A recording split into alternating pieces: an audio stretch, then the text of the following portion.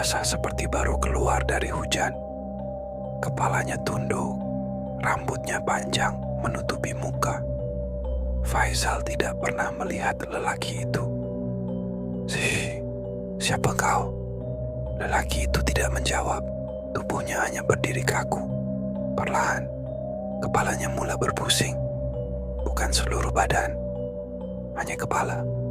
Berpusing perlahan ke arah Faizal, sehingga wajahnya menghadap ke belakang, ke arah Faizal. Wajahnya pucat, matanya kosong, mulutnya terbuka luas, seolah-olah tersenyum.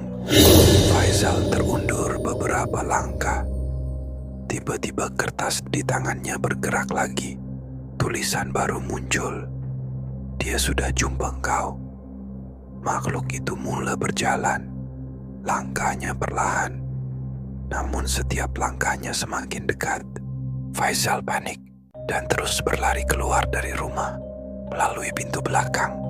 Dia tidak menoleh lagi. Dia berlari meredah hujan menuju jalan kampung.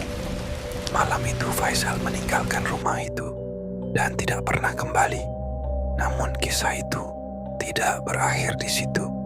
Seminggu kemudian, seorang lelaki dari Bandar membeli rumah tersebut. Pada malam pertama dia tinggal di sana. Ketika dia membuka pagar, dia terlihat sesuatu terselip di celah besi pagar. Satu sampul surat putih.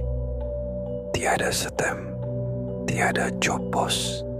Di depan sampul itu hanya tertulis, "Untuk penghuni baru."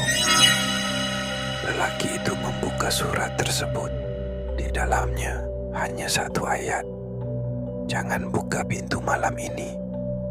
Namun di bagian bawah kertas itu ada satu lagi ayat yang kelihatan seperti baru saja ditulis.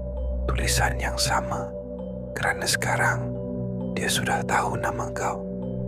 Dan pada malam itu, jiran yang tinggal jauh dari rumah tersebut mendengar seseorang mengetuk pintu tanpa henti sepanjang malam. Tok, tok, tok, sehingga menjelang subuh. Tetapi apabila matahari naik, rumah itu sunyi semula. Dan lelaki yang baru berpindah itu tidak pernah dilihat keluar lagi dari rumah tersebut. Sekian kisah dari Seram Alam.